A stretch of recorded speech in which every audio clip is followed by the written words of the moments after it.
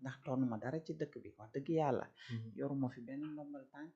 sama kër laa géré wu ma réew nag ku ko géré allah kulli aal faw ñu wax si yow rawatina nga doon suñu premier ministre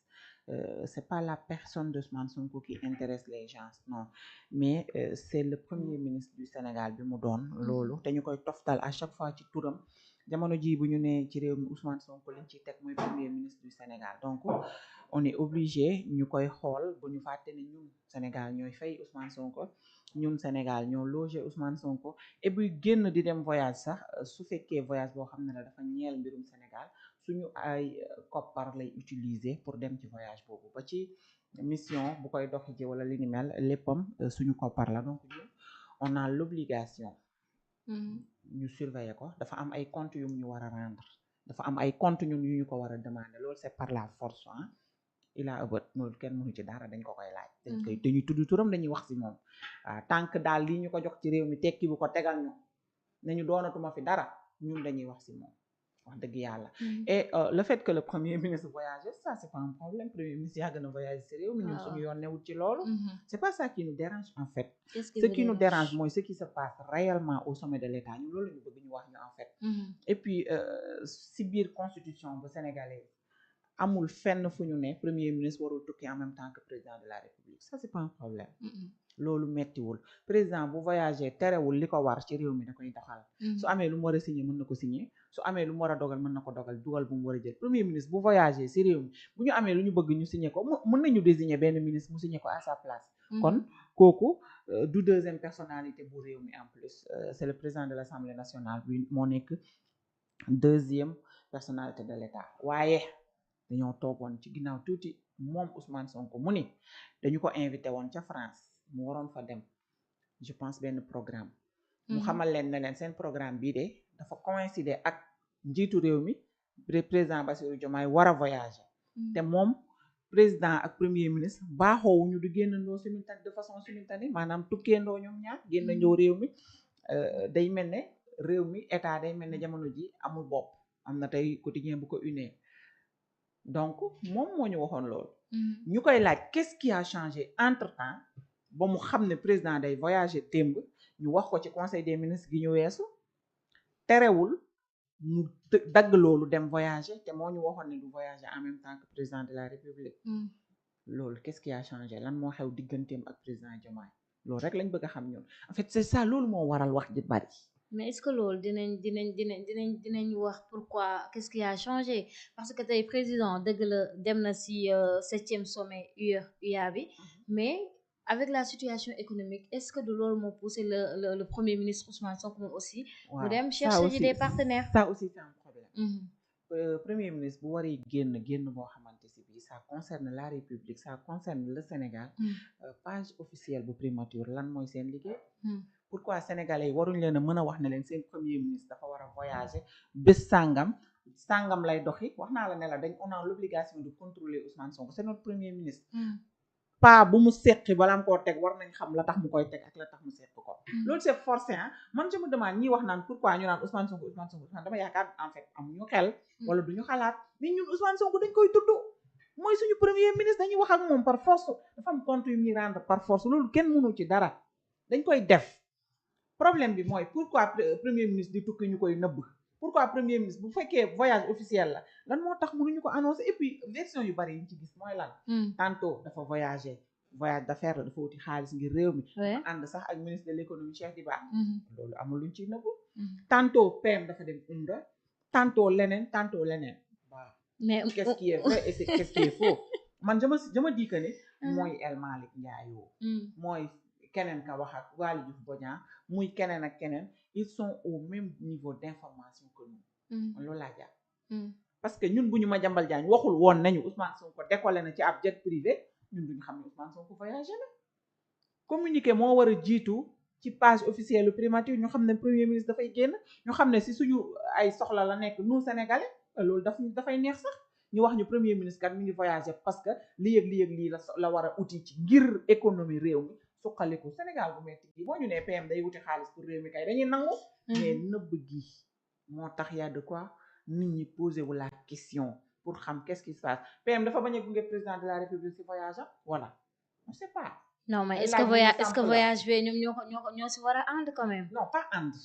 dañoo baaxoo di gis président buy tukki. PM gunge ko ba ca buntu avion mu ne ko au revoir ñun loolu lañ baaxoo di gis. ok ñu gis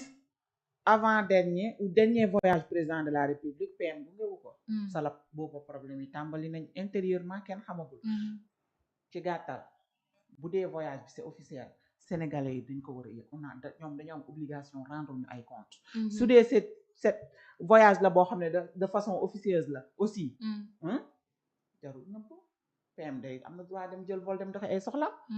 premier ministre yi dañuy tukki ça c'est tout à fait naturel comme ni nga amee soxla France dem dagg billet dem doxi ko yow jaara loolu kenn terewu ko kenn mais nag feuse mu dagg billet dem France loolu yoonu kenn newu ci bu ma jëloon jet privé sax yoonu kenn newu ci mais s'il s'agit de Ousmane Sonko notre premier ministre foofu moom faaw ñu wax nag mais est-ce que c'est pas Madiambal Diagne moo nekk di encenser affaire bi ndax le fait que Madiambal no xam nga su dee annoncé voyage rek Madiambal mën na su ko neexee na annoncé d'accord mu tenir ñu au courant que ni le premier ministre Ousmane Sonko jël na jet privé 17h tel dem na Abu Dhabi bi nga xamante moo nekk capitale Émirats Arabes Unis tax ku ne xam na ni naar yi ñoom ñu fay dem ñu bëri en général waaw koppar la ñuy wut ay investisseurs pour ñu ñëw investir exactement de façon officieuse waaw léegi man de façon officielle laa wax de façon officielle laa wax léegi Madiambal ba muy annoncé son voyage est-ce que mënu woon limiter rek si voyage pourquoi muy indi des propos du genre fuite d'accord lan la Ousmane Sonko di daw d'accord ñu leeral tuuti xam nga Madiambal ba tey waxul ne Ousmane Sonko dafa toxu du Petit Palais non daw bi kay man dafa ne jógeeguma ko côté daw bi loolu duma ci prononcé wax nga lu tax bon loolu commentaire la il est libre de commenter les faits moom Madiambal moo tax ma ne est-ce que du moo encensé affaire il est libre de commenter les faits à sa manière comme moi je suis en train de commenter mais à ma manière donc moom am na droit pour commenter mais taxaw tuuti ci kaawu Madiambal lu tax ma ciy taxaw mooy ñu bëri dañ ko wax loolu mu waxul on sait lire tu as le premier tweet tu as le deuxième tweet Madiambal n'a jamais dit que Ousmane Sonko dafa déménager wu du Petit Palais non dafa ni c'est bien yu bëri yu nekkoon Petit Palais déplacé nañ ko yóbbu ko këram cité kër góor c'est bien personnel cela ne veut pas dire que ne nit ki dafa toxu c'est bien personnel on comprend tous français moi je pense loolu du loolu moo tax Feuz jël na ay quelques affaires am jëlee ko këram andi ko trace 221 cela ne veut pas dire que Feuz en personne dafa toxu ci trace 221 non loolu bokkul donc loolu noonu tam amee polémique bi ci am mënoon na ci ñaar bi ci des mooy mais il a été démenti moo tax non ñi ko démentir ñoom ñoo def le con comment ça non parce que waxul moom li ñu démentir moom il n'a pas dit ça oui c'est pas pareil quoi quelques affaires personnelles jëlee ko Petit Palais yóbbu ko prima fee këram que cité kër góor il n'a jamais dit que Ousmane Sonko dafa déménager wu du Petit Palais à la cité kër góor waxul loolu donc ñoom amuñu woon pour démentir xam nga Sénégalais dafa bëgg vide jël lu vide di ci wax alors que c'est pas important waxul loolu xam nga lan moo am solo li Madiambal wax te ñu wax ko leeral te ba tey leeral mooy lan mooy ne suñu premier ministre daa am ay relation ak ay terroristes suñu premier ministre daa am ay relation ak ay jihadistes suñu premier ministre dafay wax ak mouvement MFDC loolu moo am solo te mu ne jël na rapport ba jox ko général Birame Diop te ñu gis ba tey ne général Birame Diop génnul weddi Madiambal ce qui on sous-entend que rapport papier boobu mu wax dem na ci table général Birame Diop général Birame Diop boobu jël na papier boobu yóbbu na ko ci président de la république comme ni ko Madiambal waxee circuit bi mu tracé man ci lay jaar ba ma gis ko weddi kenn weddeegu ko maa ngi koy nuyu de passage c'est mon mais moom ndax tegal nañu ay preuve yu palpable yi tax ñu mën koo gëm may ma rek waaw bu ma sox duggal xale bi jikko journaliste dëgg la yor trace 221 seen journaliste mat na nag yéen da ngeen a mën maanaam xool ko yi may def du ma duggloo ay roq yaa ngi dégg xam nga tey man su ma ñëwee ma nekk ak yow ci kër gi yaa ngi dégg nga nekk sama numéro 2 dans la maison nit jugee ci biti ñëw ne ma jaara mii de gis naa ko muy waxtaan ak ñoo xam ne ay sàcc lañu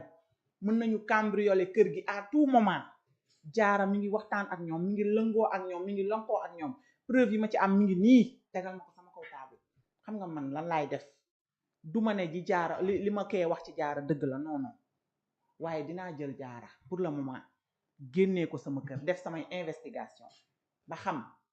ne ko jaara li tax ma génne la ci kër gi lii la dañ ma wax lii ak lii ak lii si yow preuve yaa ngi nii maintenant à toi de me démontrer que li ma kii wax du dëgg. c'est le cas ah amul leneen. Bassirou Diomaye Diakhar Faye Madiambal Diagne dane ko sa premier ministre bii da doon waaj coup d'état ci yow jëlee la fi nga nekk pour toog fa looluy coup d'état defe naa. dafa am ay relation ak nangam dem na ba ci frontière wax ak ay nangam ak nangam maintenant nag c'est au président de la République de prendre ses responsabilités man sax si j'étais le premier ministre man maanaan ko wuy ma xam nga nan la ñuy def utal premier ministre par intérim ne serait-ce que par intérim man ma génnagum pour le moment dem porter Madiambal plainte jàkkaarloo ak moom ba mën a setal sama der ci lii mu wax ma dellu si waat ñu liggéey. loolu mooy éthique ak dignité loolu la bëgg.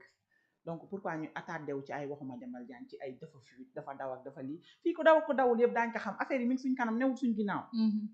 mu ngi suñ kanam te jànk ci suuf jànk ci suuf tànk ci suuf yàgg daje. bi si des mooy jaara nañ xalaat rek nee naa leen ay borom xel lañu. dañuy xalaat duñu ay dof nañ xalaat rek premier ministre dafa annoncé woon ne dina am avant le 8 dina am pendant le 8 et dina am après le 8 après le 8 lan lañu remarqué. mooy ne depuis après le 8 ba tey réew mi suñu forme de gouvernance bi nii maanaam dafa désorganisé ils agissent de manière désorganisée ñoom ñu nekk ci gouvernement bi yëpp. à commencer par notre président de la République parce que li mu war a def dëgg en tant que chef d'État man dama jàpp ne nekkul di ko def actuellement parce que moom rek moom moo yor sifflet bi mën a siffler récréation bi mu jeex tàkk. Sénégalais yi dañoo sonn nañ avancé tuuti dinañ ci ñëw inchallah. Omar, est-ce que le voyage du PM waroon na am cette ampleur quand même li mu occupé